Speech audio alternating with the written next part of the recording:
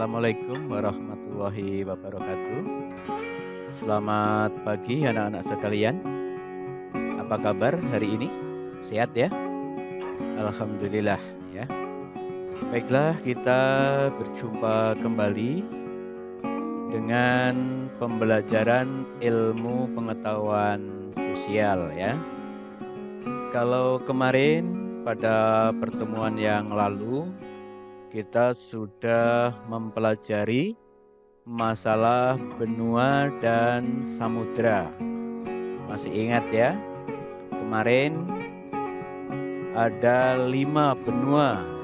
Kalau urut dari yang paling luas, ada benua Asia, kemudian Amerika, Afrika, Eropa, dan yang terakhir adalah Australia, begitu ya. Nah, benua-benua tadi adalah benua yang dihuni oleh manusia. Kemudian ada satu lagi yang tidak dihuni oleh manusia, yaitu benua Antartika. Oke, sekarang yang menjadi pertanyaan kita kali ini, apakah benua-benua itu dari dulu sudah tiba-tiba seperti itu? Nah, ternyata jawabnya ternyata tidak. Ya. Nah, ternyata ini ada beberapa teori tentang terbentuknya benua. Jadi, kali ini kita akan mempelajari materi teori terbentuknya benua. Oke ya. Nah, sebelum kita melanjutkan materi ini, nanti setelah pembelajaran ini selesai, diharapkan kalian yang pertama harus dapat menjelaskan bagaimana sejarah terbentuknya benua dan samudra. Yang pertama ya. Kemudian yang kedua, kalian harus dapat menyebutkan teori yang dikemukakan seorang ilmuwan asal Jerman yang bernama Alfred Wegener. Kemudian yang ketiga, kalian harus dapat menguasai ini, menyebutkan benua yang berasal dari pecahan Gondwana. Oke ya, itu 3 tujuan pembelajaran yang harus kalian pelajari setelah pembelajaran ini nanti selesai. Oke, kita lanjut. Ternyata benua yang tadi kita sebutkan itu tidak tiba-tiba muncul ada 5 benua ya. Ini ada beberapa teori. Yang pertama, teori terjadinya benua yang disampaikan ini oleh Alfred Wegener ya. Menurut Alfred Wegener, dulu pada zaman karbon ya, kurang lebih 300 juta tahun yang lalu. Ya, ternyata benua itu dulu hanya satu.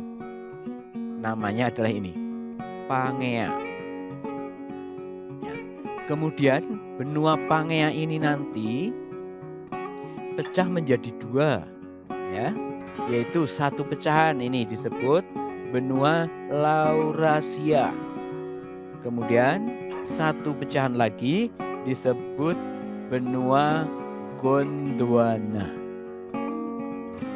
Jadi dari Pangea pecah jadi 2, Laurasia dan Gondwana. Oke ya.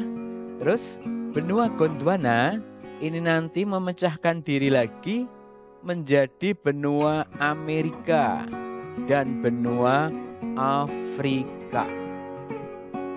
Jadi benua Amerika dan Afrika itu asalnya dulu dari pecahan Gondwana.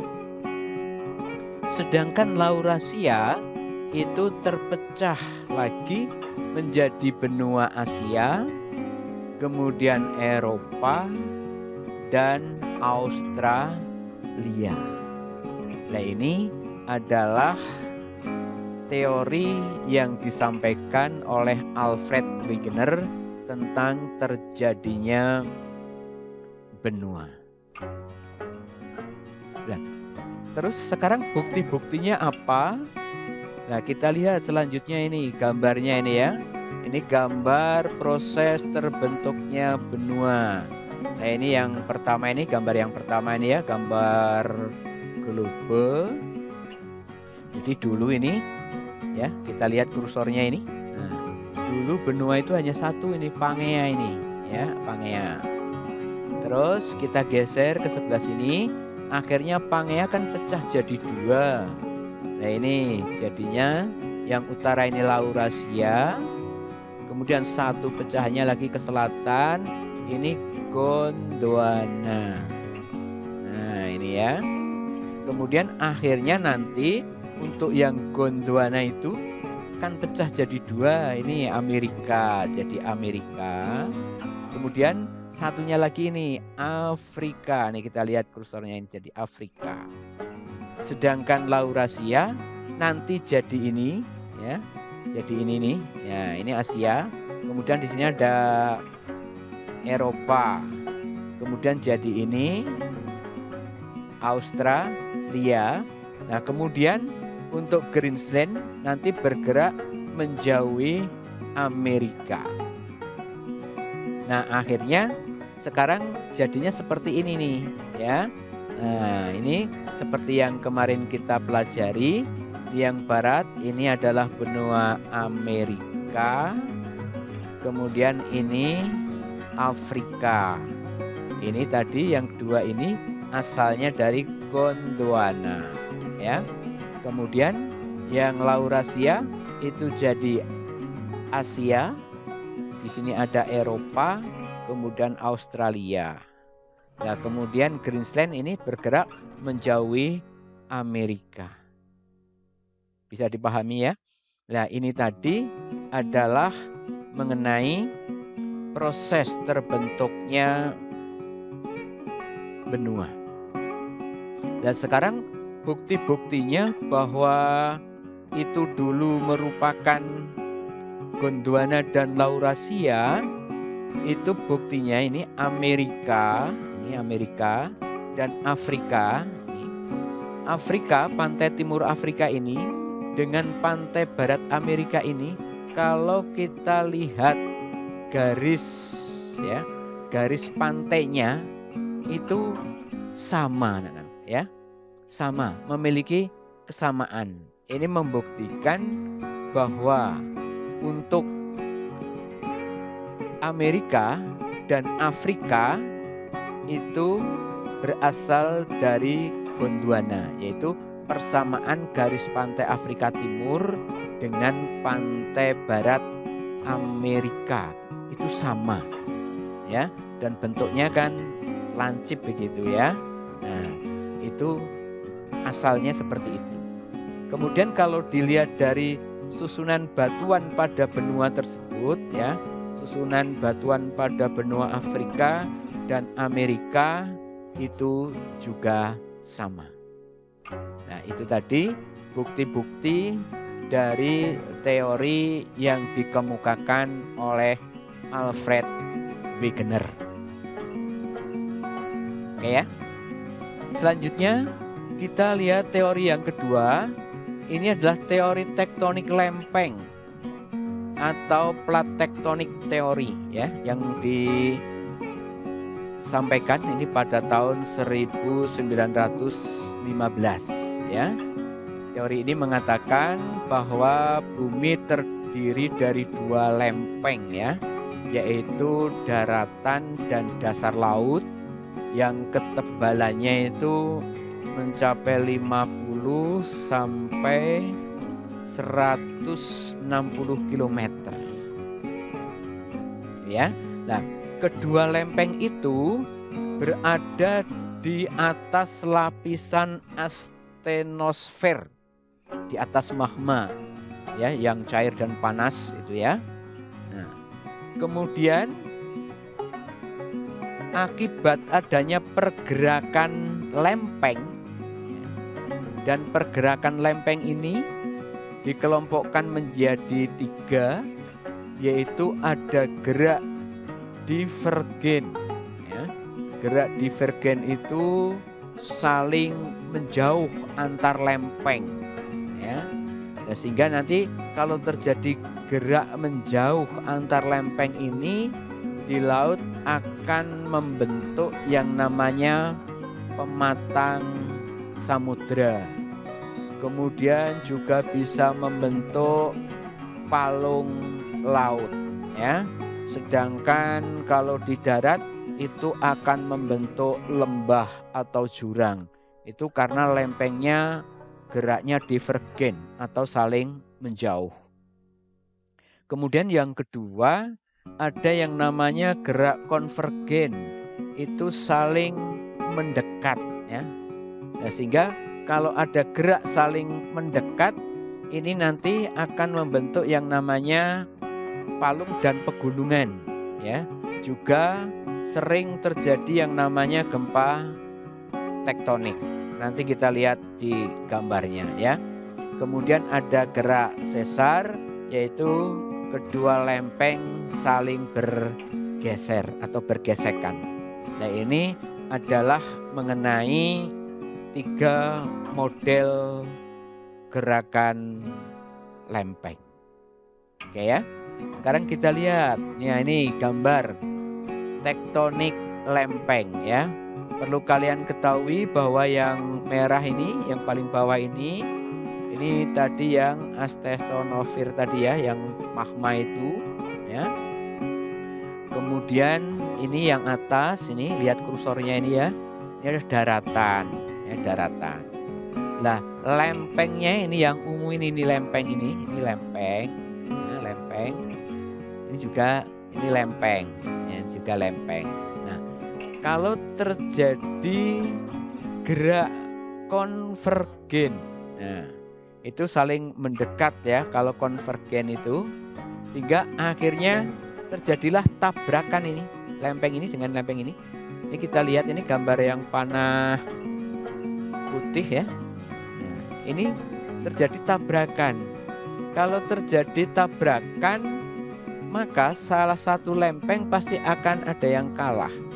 Kalau yang kalah nanti akan menunjem ke bawah ya.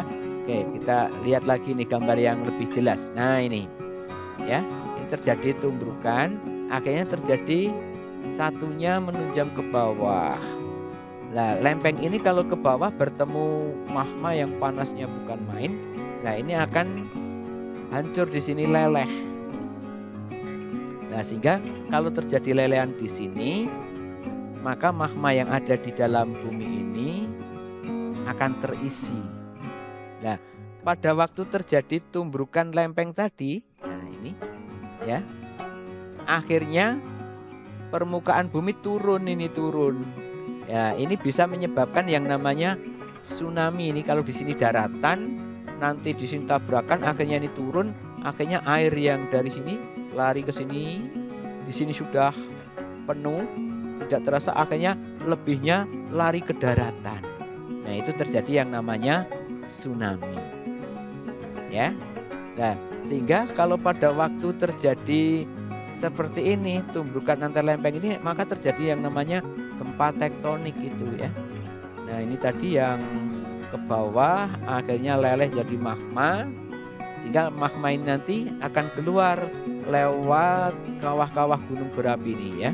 Nah, ini sehingga kalau habis terjadi gempa seperti itu, biasanya gunung-gunung berapi tambah aktif ini kan ya, gambarnya ini. Nah, kelihatan karena ini seperti motor habis diisi bensinnya ya, di bawah gitu magmanya. Nah, ini adalah yang konvergen itu ya. Nah, kemudian selanjutnya sebelum sampai ke ini ada gambarnya lagi nih geraknya ya. Ini tadi yang konvergen, sekarang ini yang divergen, ini saling menjauh ini ya.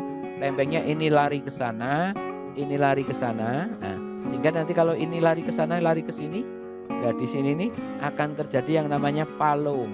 Ya, kalau di dasar laut palung. Tapi kalau di daratan nanti akan terjadi yang namanya lembah. Ya. Ini adalah gerakan yang divergen, ya, saling menjauh. Kalau ini yang konvergen, ya, ini saling mendekat sehingga tabrakan.